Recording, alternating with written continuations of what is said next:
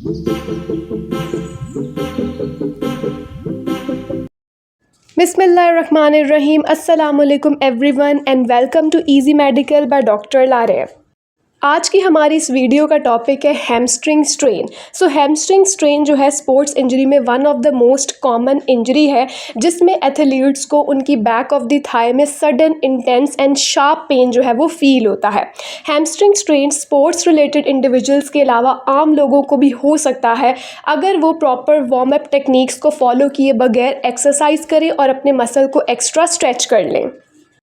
आज की अपनी इस वीडियो में हम हैमस्ट्रिंग स्ट्रेन को डिटेल से डिस्कस करेंगे। हैमस्ट्रिंग स्ट्रेन क्या होता है, इसके क्या साइन एंड सिम्टम्स होते हैं, ये क्यों होता है, और अगर किसी इंडिविजुअल को हैमस्ट्रिंग स्ट्रेन हो जाए तो हम उसको कैसे मैनेज कर सकते हैं और क्या क्या एक्सरसाइजेस करवा सकते हैं।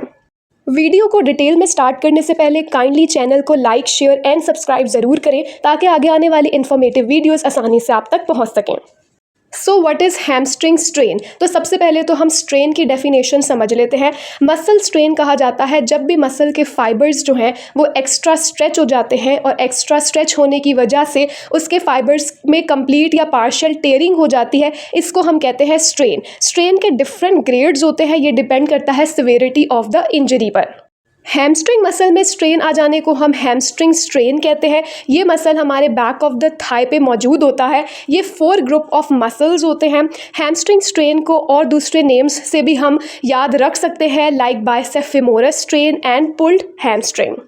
हैमस्ट्रिंग स्ट्रेन को डिटेल में डिस्कस करने से पहले हम हैमस्ट्रिंग मसल की थोड़ी सी एनाटॉमी देख लेते हैं।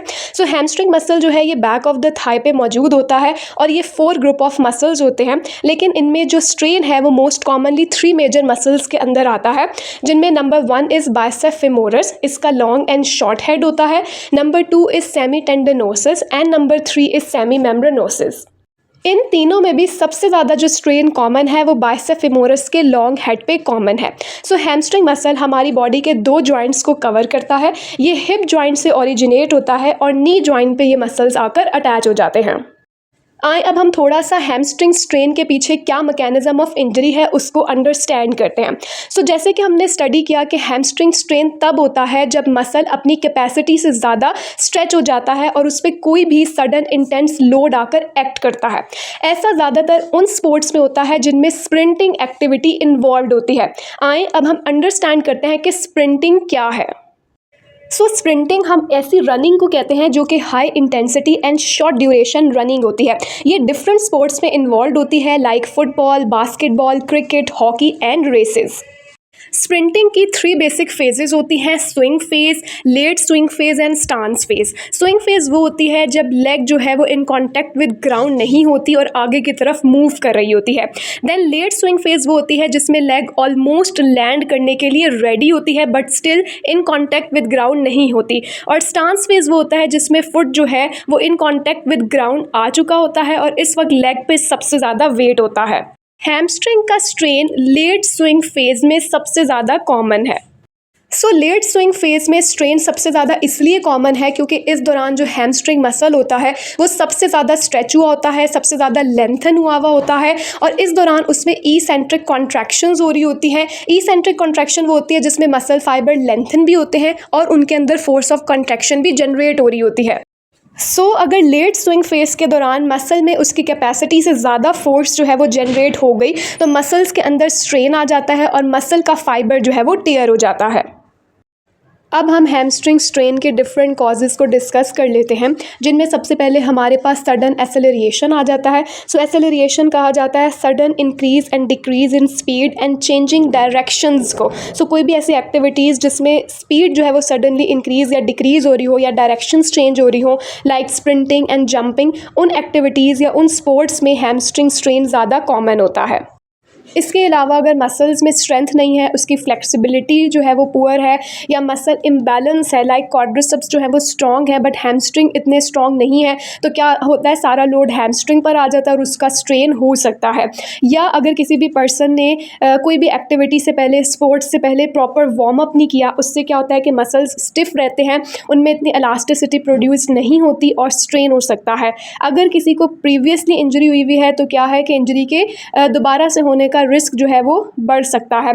इसके अलावा ओवर एक्सर्शन या एक्सेसिव अगर स्ट्रेचिंग कर ली है, ओवर स्ट्रेच कर लिया मसल को, तो वो भी स्ट्रेन जो है का रिस्क बढ़ा देता है। इसके अलावा मसल फैटीग, डायरेक्ट इम्पैक्ट यानी ऐसे स्पोर्ट्स जिसमें दो स्पोर्ट्समैन जो है वो डायरेक्ट इन कांटेक्ट हैं, तो उनमें भी स्ट्रेन इंजरीज कॉमन होती हैं। इसके अलावा एज के साथ साथ मसल जो है वो लेस इलास्टिक हो जाता है, उसमें स्ट्रेंथ कम हो जाती है, उससे भी स्ट्रेन का रिस्क बढ़ जाता है। अब हम डिस्कस कर लेते हैं उन साइन एंड सिम्टम्स को जो कि हैमस्ट्रिंग स्ट्रेन के केस में हमें देखने में नज़र आएंगे। सो नंबर 1 इज़ कि थाइस पे, बैक ऑफ द थाइस पे शार्प और इंटेंस पेन फील होगा, और जो हैमस्ट्रिंग बेली है वहाँ पर टेंडरनेस फील होगी। हैमस्ट्रिंग मसल या बैक ऑफ द थाई में स्वेलिंग होगी। अगर स्ट्रेन ज़्यादा स्वेयर है तो वहाँ पर ब्रूजिंग भी हो सकती है, यानी कि डिस्कलरेशन जो है बैक ऑफ द थाइस पे होगी कैपिलरीज के डैमेज हो जाने की वजह से। इसके अलावा जो इंडिविजुअल है उसको वॉकिंग में, रनिंग में डिफ़िकल्टी होगी। जो रेंज ऑफ मोशन है हिप और नी जॉइंट की वो रिड्यूस्ड होगी। स्ट्रेंथ जो है वहाँ पर रिड्यूस्ड होगी नी फ्लेक्शन एंड हिप एक्सटेंशन के दौरान। और इसके अलावा मसल जो है वो भी स्पास्टिक हो जाएंगे, स्टिफ हो जाएंगे, टाइट हो जाएंगे। Now let us discuss the grades of strain. So strain के 3 बेसिक ग्रेड्स होते हैं, ग्रेड 1, ग्रेड 2 एंड ग्रेड 3। इससे हमें सिवियरिटी ऑफ द इंजरी का आइडिया होता है। सो ग्रेड 1 को हम माइल्ड स्ट्रेन कहते हैं, ग्रेड 2 को मॉडरेट एंड ग्रेड 3 को सिवियर स्ट्रेन कहा जाता है।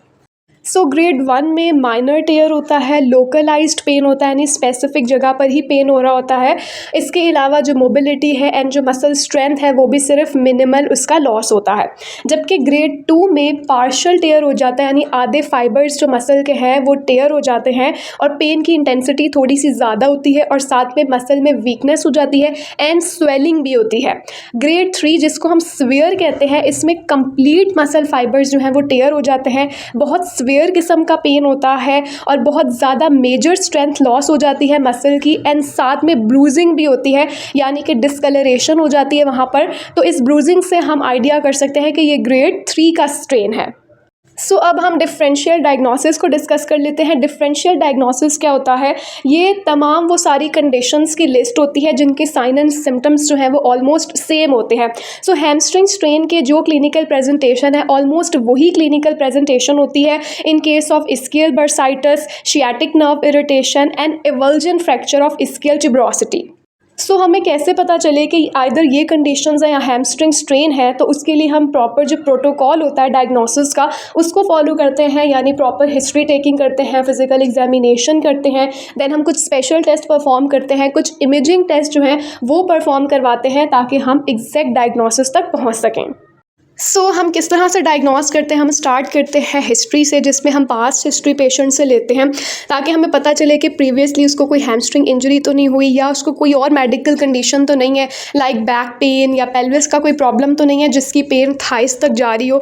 देन उसके अलावा हम जो है वो फिज़िकल एग्जामिनेशन करते हैं, प्रॉपर इंस्पेक्शन करते हैं थाई मसल्स की। हम वहाँ पर स्वेलिंग देखते हैं, किसी किस्म की ब्रूजिंग या डिफॉर्मिटी तो नहीं है, ये चेक कर लेते हैं।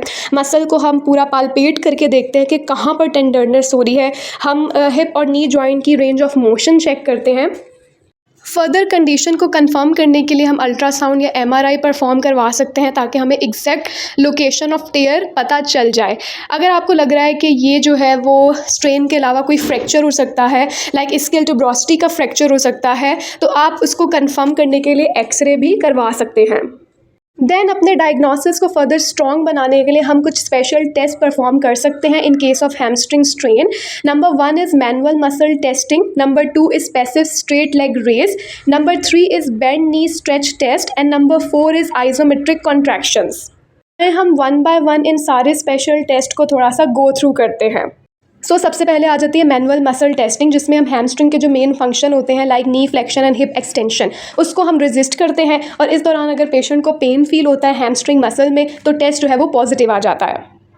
नंबर 2 हमारे पास स्ट्रेट लेग रेज यानी SLR आ जाती है। इसमें सिंपली जो पेशेंट होता है वो सुपाइन पोजीशन में होता है और जो उसकी इफेक्टेड लेग होती है उसको आप स्ट्रेट जो है वो रेज करते हैं। इस दौरान अगर पेशेंट को पेन फील होता है तो अगेन टेस्ट पॉजिटिव आ जाता है।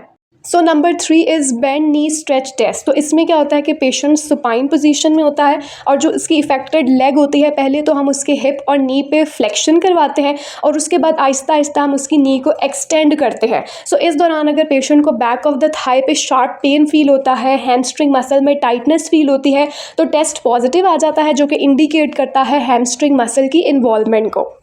And the last one is isometric contractions. तो इसमें आप खुद पेशेंट को कमांड देते हैं कि वो अपने हैमस्ट्रिंग मसल्स को कॉन्ट्रैक्ट करे, उनको जो है वो टाइट करे। तो जब ऐसा पेशेंट करता है और उसको पेन फील होता है तो टेस्ट पॉजिटिव आ जाता है। ये टेस्ट यूजुअली जब एक्यूट फेज़ होती है इंजरी की, तब पॉजिटिव आता है। सो अब हम मूव करते हैं अपने लेक्चर के इम्पॉर्टेंट पार्ट पे, that is phases of injury and treatment. So injury की 4 फेजेस होती हैं और उन फेजेस के अकॉर्डिंग हम ट्रीटमेंट प्रोटोकॉल्स को फॉलो करते हैं।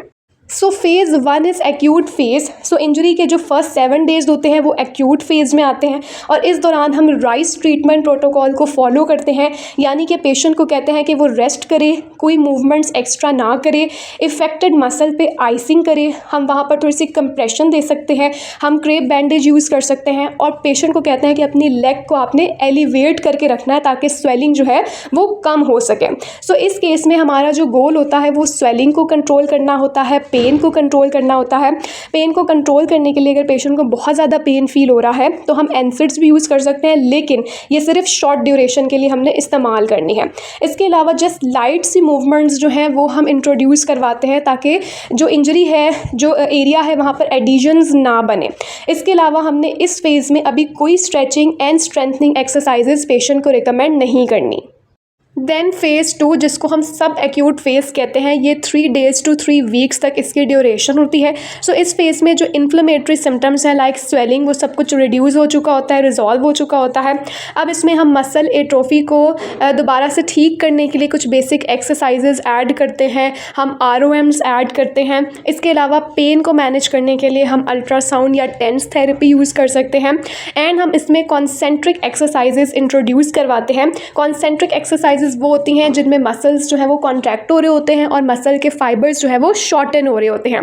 एंड हम कार्डियोवास्कुलर फिटनेस के लिए जो है वो वॉक इंट्रोड्यूस करवा सकते हैं। कॉन्सेंट्रिक एक्सरसाइजेज में हम हैमस्ट्रिंग कर्ल्स इंट्रोड्यूस करवा सकते हैं विद रेजिस्टेंस, ठीक है। इसमें आप इसको प्रॉन पोजीशन में भी कर सकते हैं, सिटेड पोजीशन में भी कर सकते हैं और स्टैंडिंग पोजीशन में भी परफॉर्म करवा सकते हैं। देन नंबर 3 इज़ फेज़ 3, जिसको हम रिमॉडलिंग फेज़ भी कहते हैं और इसका ड्यूरेशन 3 to 6 weeks का होता है। अब इस फेज़ में क्या होता है कि स्कार टिश्यू तो हील हो चुका होता है, लेकिन उसके हील होने के बाद जो फ्लेक्सिबिलिटी मसल की है वो काफ़ी कम हो चुकी होती है, तो हमने उसकी फ्लेक्सिबिलिटी को मेंटेन करना होता है। इसके लिए हम डिफरेंट स्ट्रेचिंग एक्सरसाइजेस करवाते हैं और हम मेनली हैमस्ट्रिंग के साथ gluteal muscles and hip flexor muscles को भी टारगेट करते हैं। इसके अलावा हम स्ट्रेंथनिंग में ई-सेंट्रिक एक्सरसाइजेस करवा सकते हैं। वो कौन सी होती हैं कि जिनमें मसल कॉन्ट्रैक्ट भी हो रहा होता है और मसल के फाइबर्स लेंथन हो रहे होते हैं। एंड हम isometric and isotonic exercises add कर देते हैं।